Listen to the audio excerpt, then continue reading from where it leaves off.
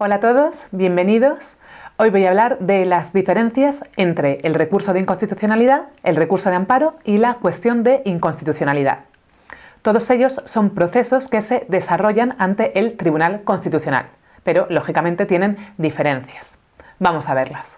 Tanto las leyes como las disposiciones normativas con fuerza de ley pueden ser declaradas inconstitucionales por el Tribunal Constitucional, bien a través del recurso de inconstitucionalidad o a través de la cuestión de inconstitucionalidad.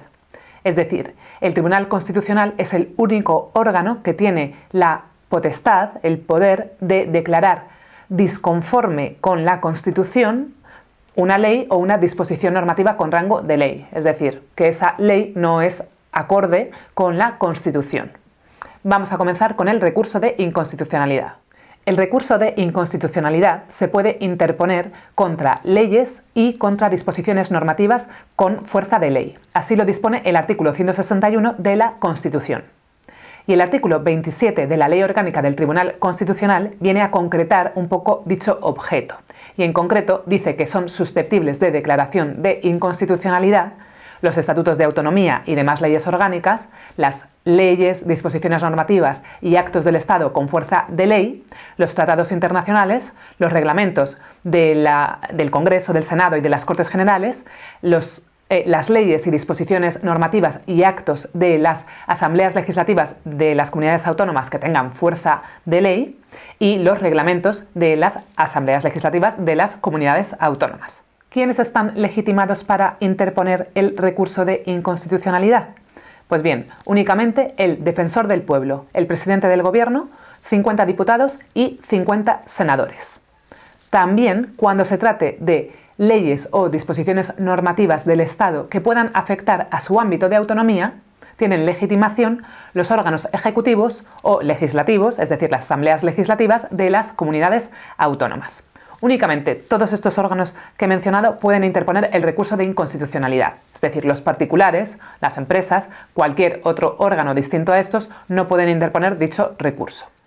La forma de interponer el recurso de inconstitucionalidad es a través de una demanda ante dicho tribunal y el plazo es de 3 meses desde que se publica la ley o disposición normativa con rango de ley, aunque el artículo 33 de la Ley Orgánica del Tribunal Constitucional establece que en algunos casos se puede ampliar el plazo a 9 meses.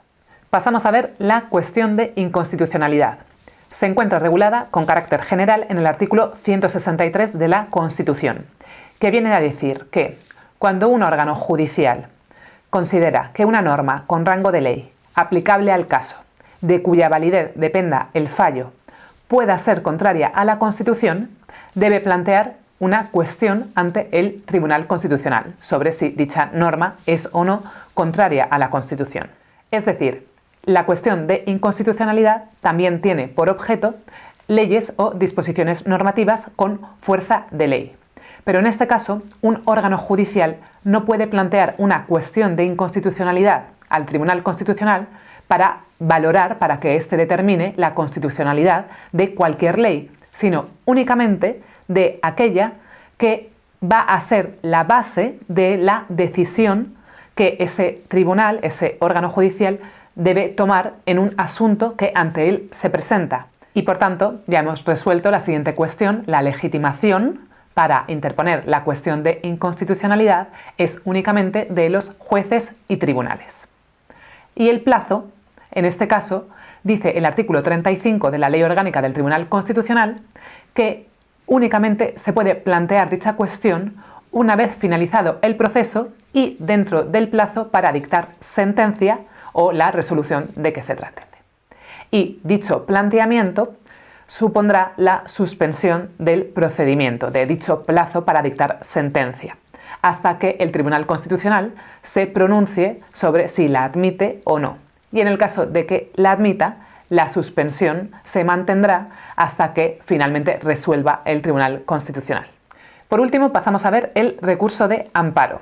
Se trata de un proceso que también se puede plantear ante el Tribunal Constitucional cuando, según dice el artículo 161 de la Constitución, se produzca una violación en los derechos y libertades mencionados en el artículo 53.2 de la Constitución.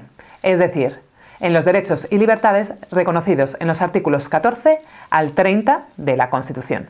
Existe una diferencia importante entre el recurso de amparo y la cuestión y el recurso de inconstitucionalidad, por otro lado, ya que solo pueden ser objeto del recurso de amparo actos, disposiciones, omisiones, vías de hecho que no tengan valor de ley. En este caso, no se pueden impugnar a través del recurso de amparo disposiciones con rango de ley, sino actos, disposiciones, omisiones, vías de hecho, tanto de los órganos legislativos como ejecutivos como judiciales.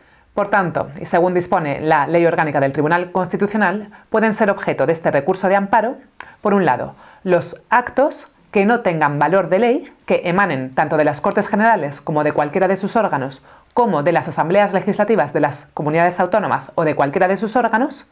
También actos, omisiones, disposiciones, vías de hecho, tanto del Gobierno como de sus autoridades o funcionarios, o de los órganos ejecutivos de las comunidades autónomas y de sus autoridades o funcionarios, y también actos, disposiciones, resoluciones de las autoridades judiciales.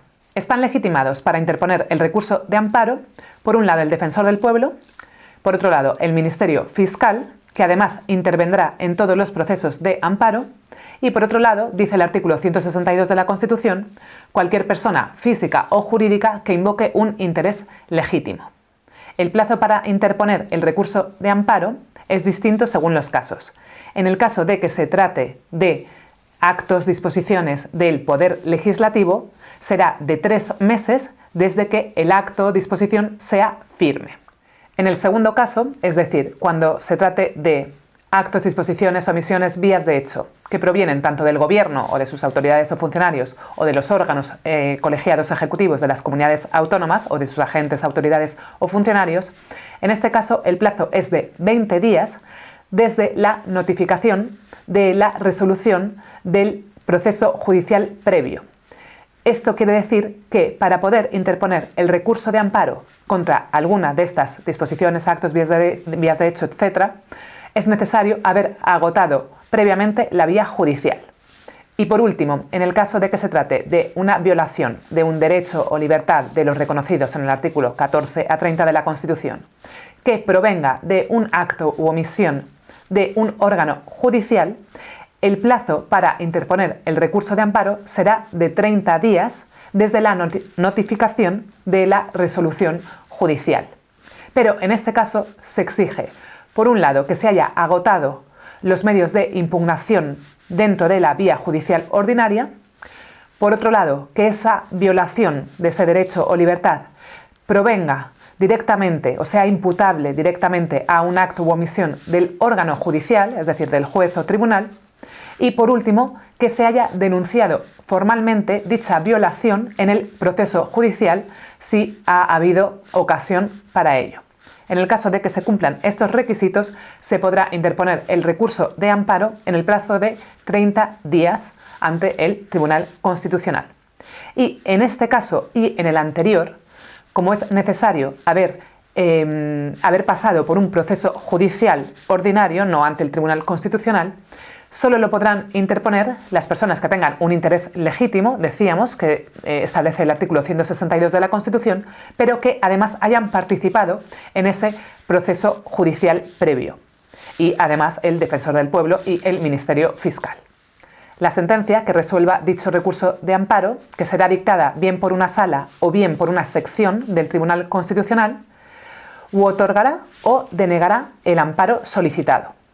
En el caso de que otorgue el amparo solicitado, esta resolución, esta sentencia, puede contener uno o varios de los siguientes pronunciamientos. Bien, la nulidad del acto, disposición, vía de hecho de que se haya tratado, el reconocimiento del derecho o libertad que se haya vulnerado y el restablecimiento en dicho derecho o libertad. Y todas las sentencias del Tribunal Constitucional, por tanto, tanto las que resuelven los recursos de amparo como las que resuelven las cuestiones y recursos de inconstitucionalidad, se publican en el Boletín Oficial del Estado y producen efectos de cosa juzgada a partir del día siguiente a su publicación. Y no cabe recurso alguno contra ellas. Y esta ha sido mi pequeña explicación de estos procesos. Espero que os haya sido útil y nos vemos en el siguiente vídeo. Gracias.